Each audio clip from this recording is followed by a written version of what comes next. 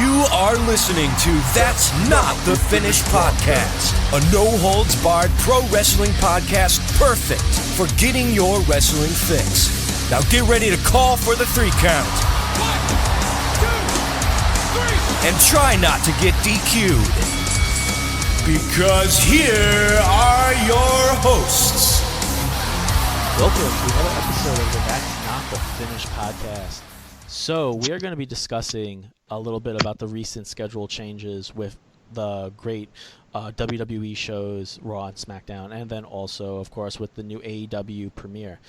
But first, I actually just wanted to discuss about a little interview that we're going to be having tomorrow with Mike Kingston of Headlocked Comics. Tomorrow we're going to be heading off to New York Comic Con, and we're going to be, of course, prowling around there and checking out all the really weird geeky shit. But we're also going to be having an interview with Mike Kingston himself. If you haven't checked out Headlocked Comics yet, be sure to do that. They're really awesome, and he also just touches upon various different wrestling factions and wrestling promotions. It's really awesome, different stuff in wrestling history, so definitely be sure to check them out. So I really just want to jump into a little bit about AEW, because when I was watching the new Wednesday Night Wars, to be honest with you, I was a little bit more into AEW. What were you guys really into more? Like, were you into NXT more? I'm going to be honest. I was rooting hard for AEW, but I have to say, I think NXT put on a better show this week.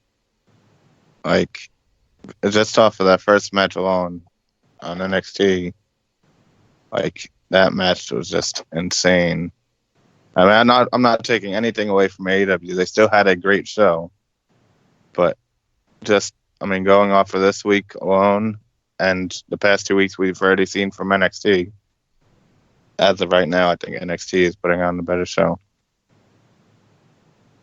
But, yeah, I think the way that I kind of viewed it was this. I think AEW kind of got, they obviously won the viewership war that one night, but I think the major reason why they won it was because they were a brand new wrestling promotion. People were curious. Now, is it going to happen again next week? I will have to see.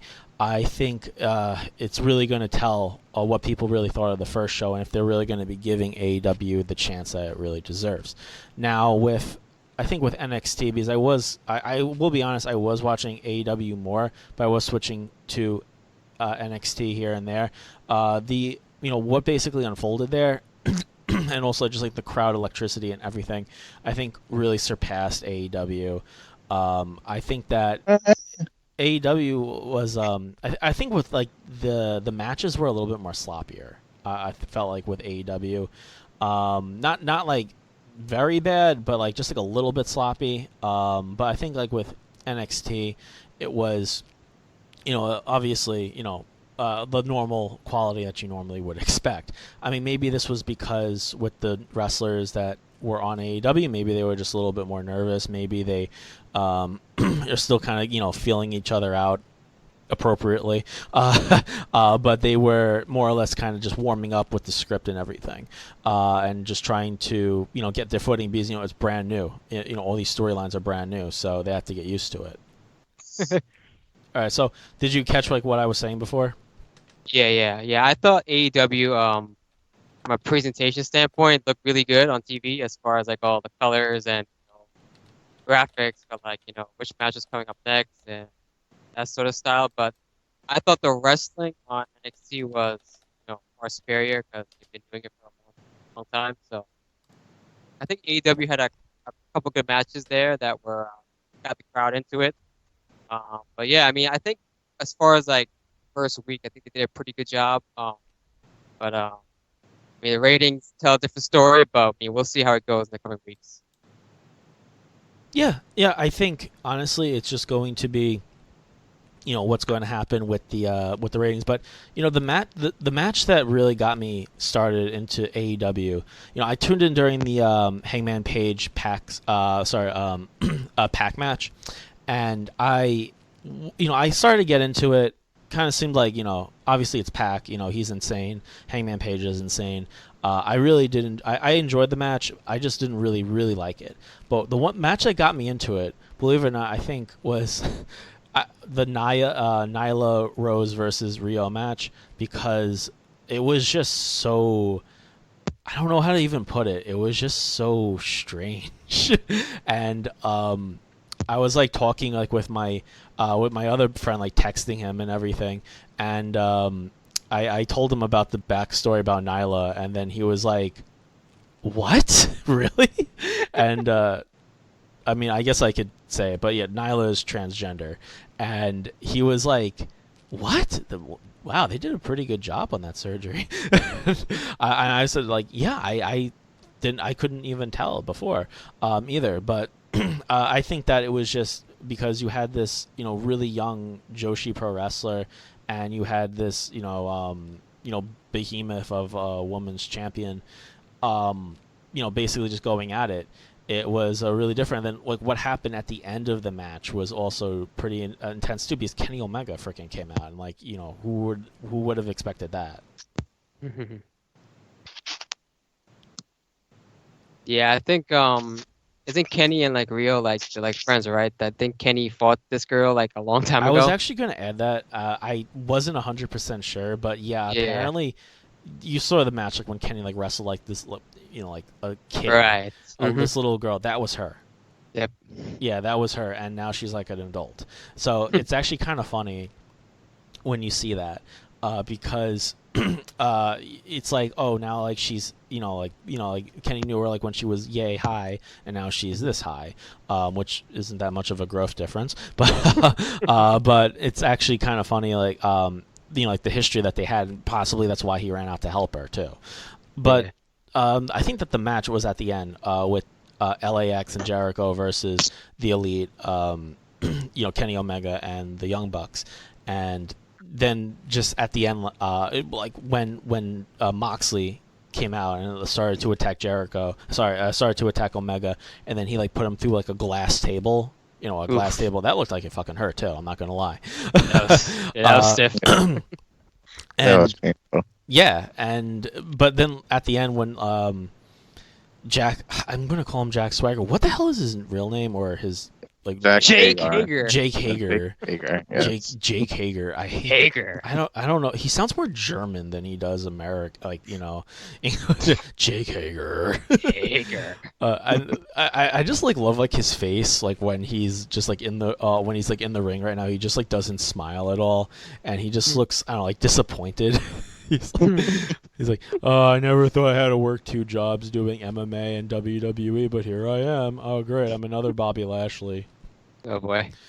But I mean, I don't. I have no idea what the hell their faction's going to be called. If you were going to name it, what would you name it? Oh God. Man. Let's see. Stronger Together.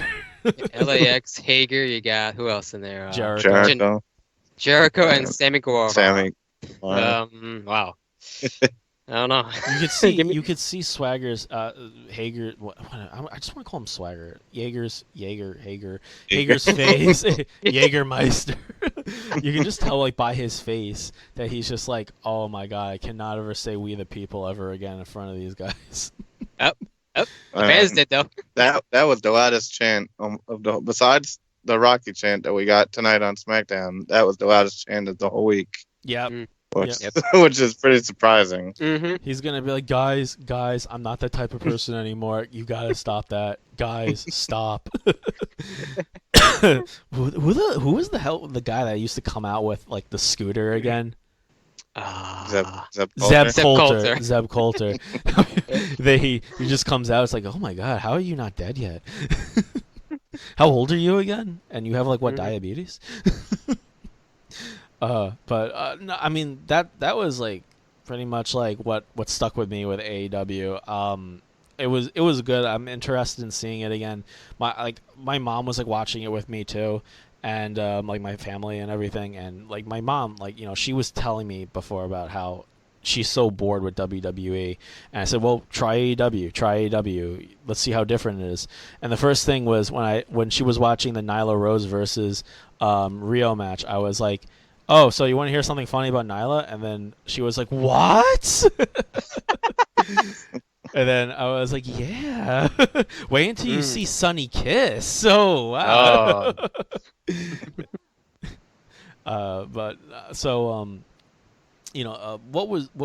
did you like the most with NXT? I mean, just like all the matches were really great matches. There wasn't like any stop in the action. There wasn't any like dull moments of the show. I think it just hit the nail on the head from start to finish, and like each point just had you like you didn't really you had no clue what was going to happen next. I mean, you had Finn Balor show up out of nowhere.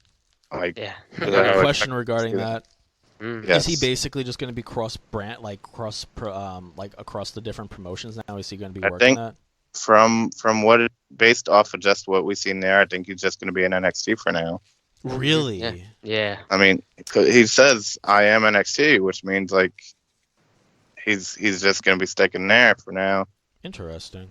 In my opinion, that's what I took out of that. But Yeah. I guess he just would rather work there because I guess that's just the environment that he's just more comfortable in, and I guess also NXT UK. That's the other thing too, because he'll probably get to be able to go home more. Or there's a lot more opportunity for him there as well. I mean, dude, Finn Balor versus Walter. Imagine that. Finn Balor versus Walter. They're probably going to do it. It would be something. Yeah. Yeah, I mean, I don't really watch NXT UK too much, but I do know that Walter is like a freaking beast, freaking animal. Same, and they have some other like real like beastly people, like Pete Dunne. Like I've seen Pete Dunne's indie matches; they're freaking crazy. He's insane too. But yeah, man, I mean, like British pro wrestling. Like when I talked to Gary from WrestleGate, he just said that British pro wrestling, it's something that you don't hear so much, haven't heard about in so long, but it's where you get a lot of these like tough, gritty guys from, like William Regal, and it's just that. Now that wrestling is becoming more internationally exposed, now people are discovering about these British pro wrestlers.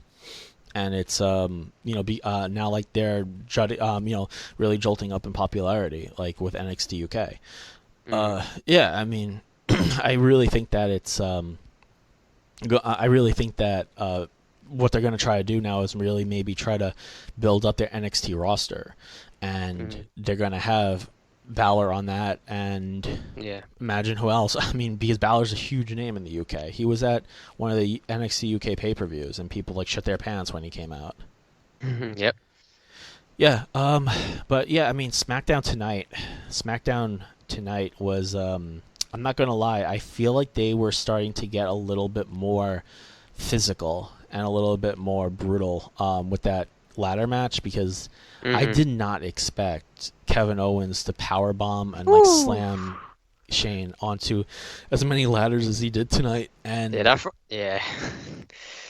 that frog splash was insane. Dude, and like he actually put him to the table. I thought like something was gonna happen, like he was just gonna roll out of the way, but he actually like let him put him through the table. And when that happened, I was like, yeah, no, these guys are definitely going after AEW. They're trying to show them that they're not afraid to like have people take a couple of bumps anymore, which I mean, compared to how WWE was back during like the pure PG era, that was unwatchable. But now it's starting to get like decently good, pretty good. I mean, like it has its ups and its downs, but today was a big up. And the that main event match. So who was it that said that Kofi's probably going to get squashed? It was either you or Dom. I forget who. I said because it was what 9:40, 9:45. Yeah. And you had said, hey, you want to start recording early? And I said, oh no, we still got the title match to watch. But that means either Kofi's going to get squashed, Brock's going to get blindsided, or we're going to have a false finish. And we had a combination of all three. I did not expect that at all, honestly.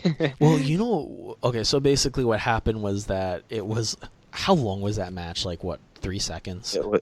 Maybe 4 seconds max. Maybe 5? Like 4 or 5 seconds long. F5s maybe took like 2 seconds, and then the 3 count.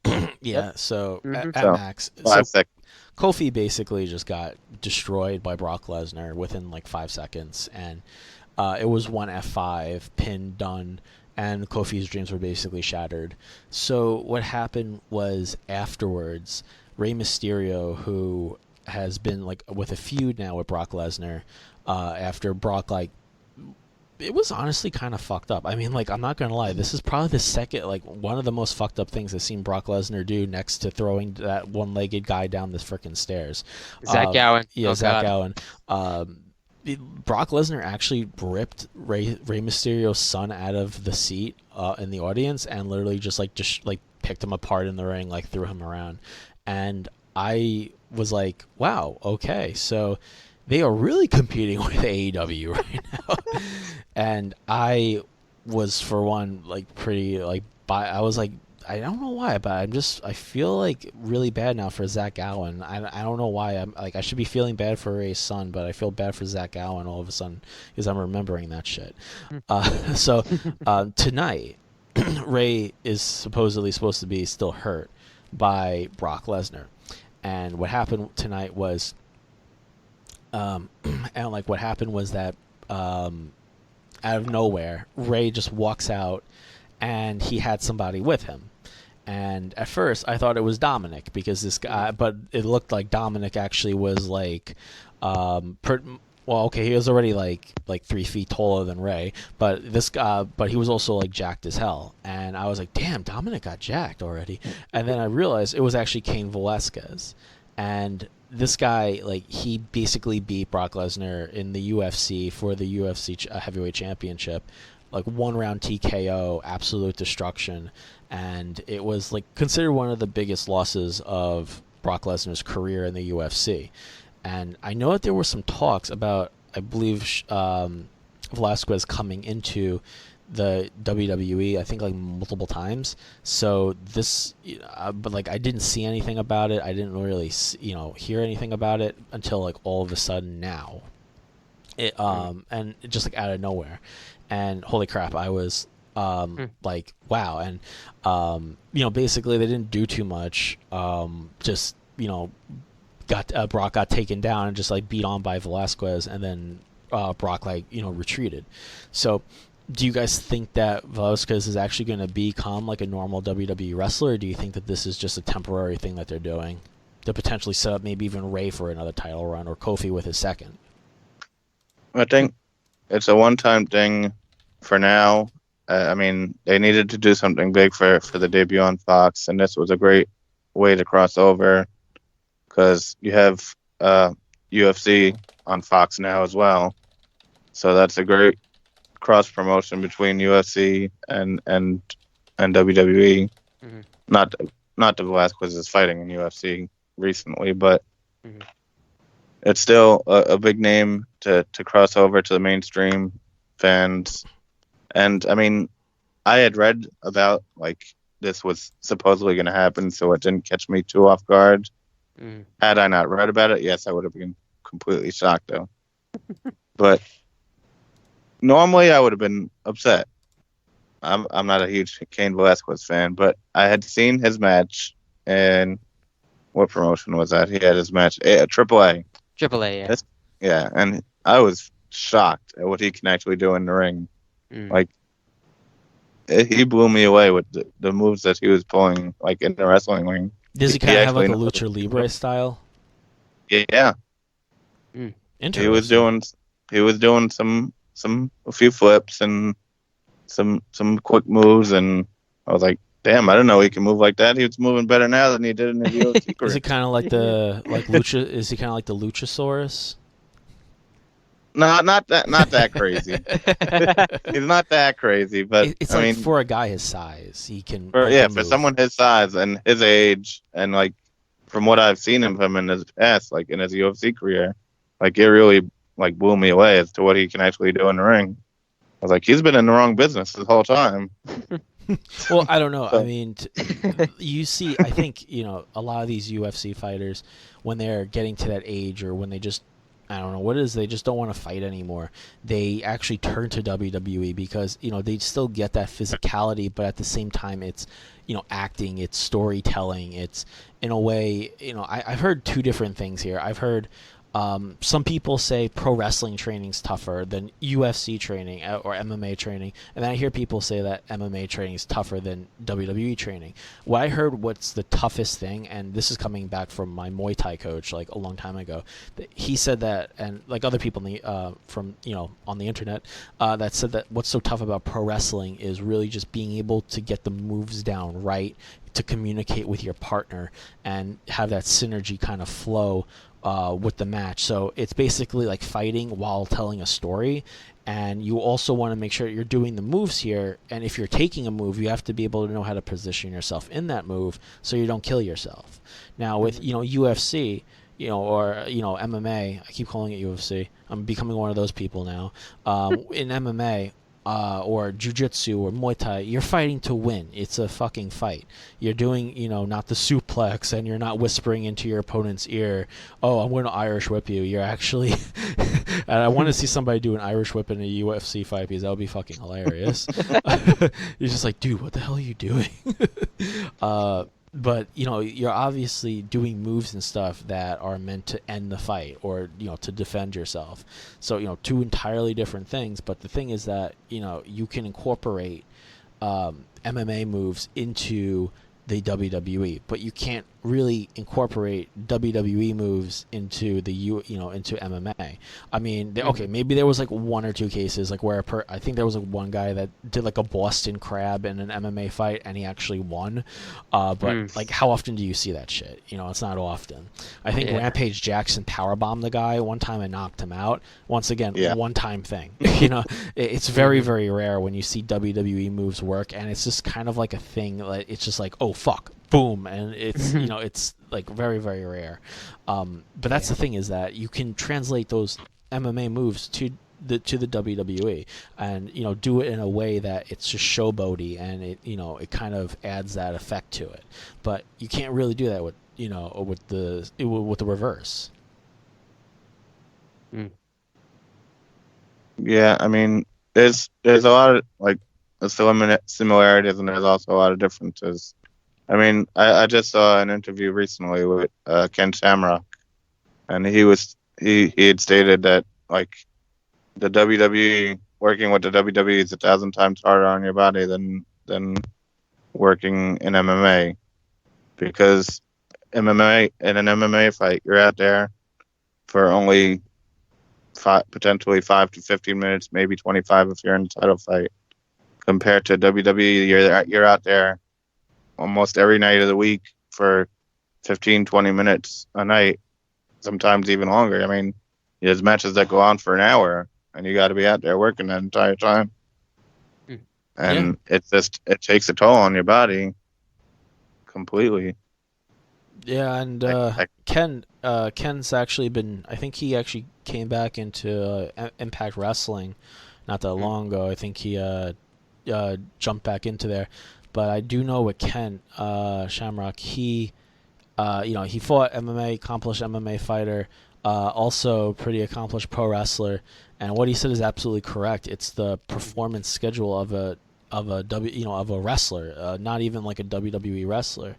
It's the fact that you actually need to go and promote yourself and do that sort of marketing behind the scenes to get your name over.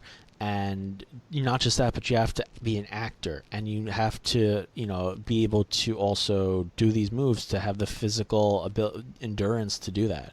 So you have to have like 3 different things. Now it's like a gift, honestly. Now but the same thing though is it's also kind of a gift. It's also pretty good too, because in some ways you can be very open to guys that are maybe not as athletic but are really able to oversell the crowd.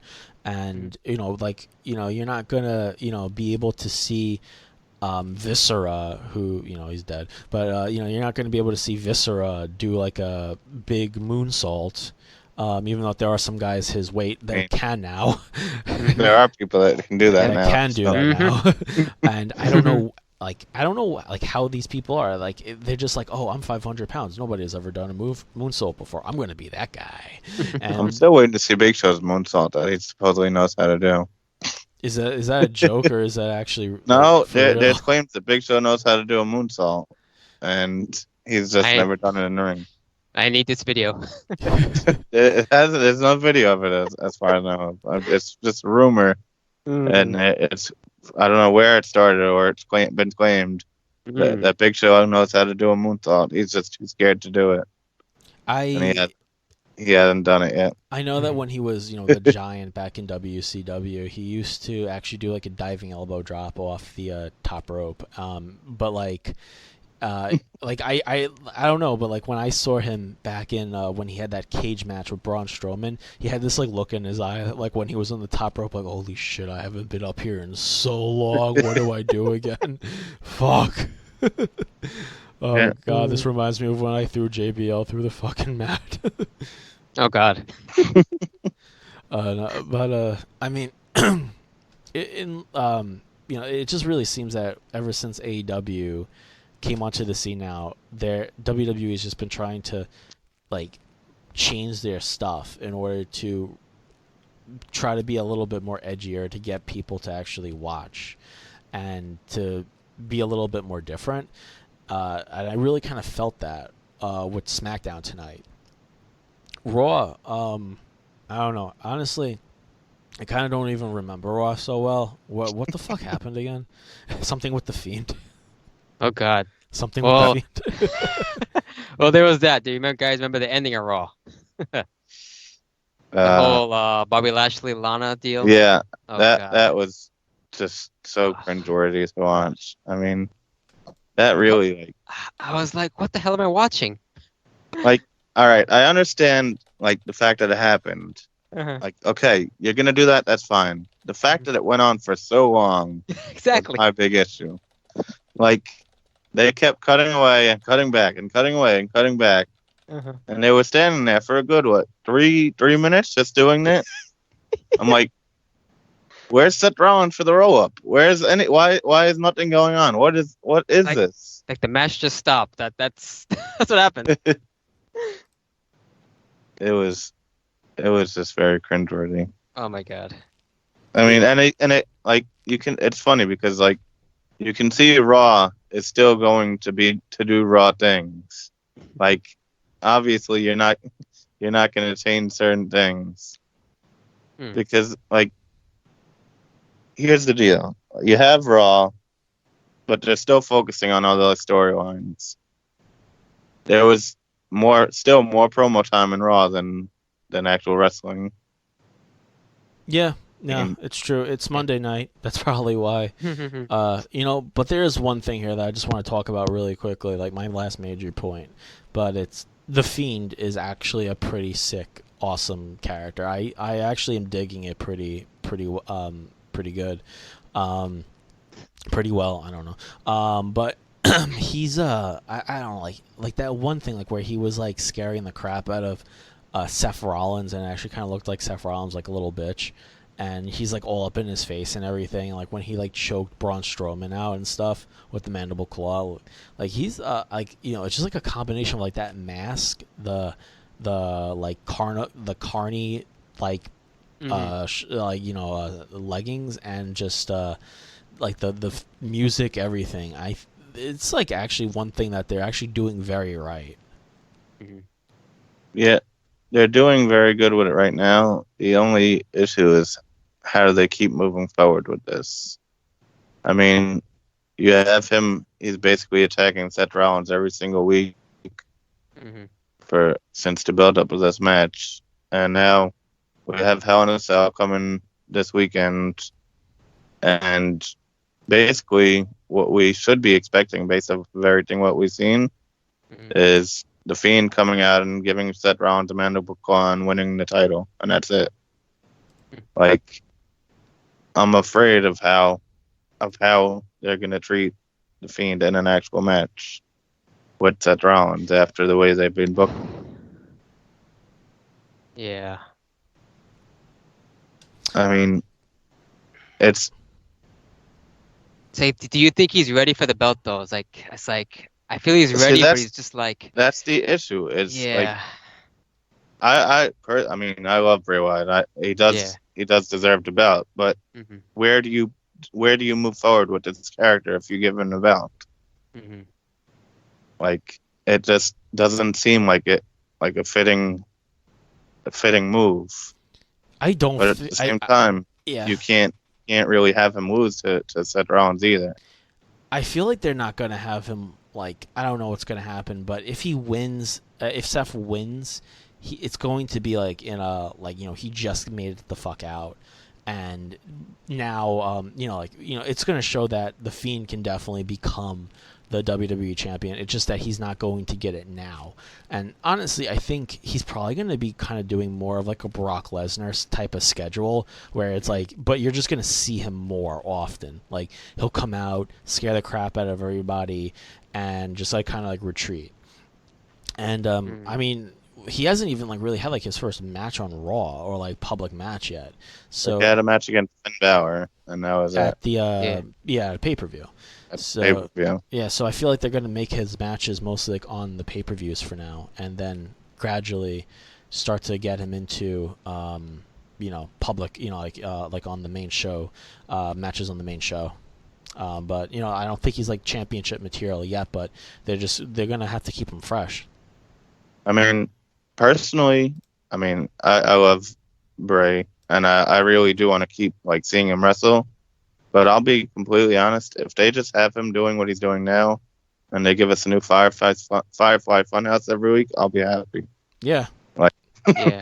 the Firefly Funhouse has been so great ever since it started. And it got more demonic. It just got more demonic, more and more, which is Poor Rambling Rabbit got killed again. He died twice this week. He always dies. It's great. He died twice this week. Rambling Rabbit. Great. Oh my god. But I mean, he's been knocking it out of the park with this Firefly Funhouse, and like even like this week they had him promoting for Hell in a Cell, and they sent him out as like the like in character to like news stations and stuff. Yeah, and I saw that. He's been doing like interviews and news reports and stuff like that. He did the weather the other day. Yeah, he did the weather. That was great. And he goes, Sunday, it's going to be a cold day in hell. Yeah. I like how he does that thing at the end where he goes like, I'll see you in hell. Bye. Bye. And he's still killing it. So, I mean, like, both characters, The Fiend and Bray, I guess, I don't know what you want to call him, Mr. Rogers, Bray. Yeah. They're both great. So, I mean, I just hope they can keep it consistent with them. Yeah, totally. I really think that it's great what they're doing with him. And I just kind of like how it just it all like progressed. It wasn't just like, oh, here's what's going on, and then it just like kind of progressed. Like first it's like like what the hell is he doing? Is he even wrestling anymore? And now all of a sudden it's like, oh, now he's like the Fiend, and now like even his like little Mr. Rogers neighborhood show is like demonic now. It's great. I think that I actually like this gimmick a lot more than his last one. Like where he was just like kind of creepy, and that was it. Like kind of like Charles Manson-ish. It was like he was like Charles Manson at first, and then he was like a swamp guy or something like that, and now then he was just with Matt Hardy, and yes, how wonderful, and then he like got tired and like just left for a little bit, and now he's back as this. So I think that this is like the best thing that he's done so far. So I think he's got to keep going with it. Yeah. So I mean, before we head off, you guys pumped for New York Comic Con? Oh yeah, I'm excited. Yeah. Oh yeah. So that's gonna wrap up this episode of That's Not the Finish. Be sure to check out Headlocked Comics and our interview with Mike Kingston, and we will see you next time.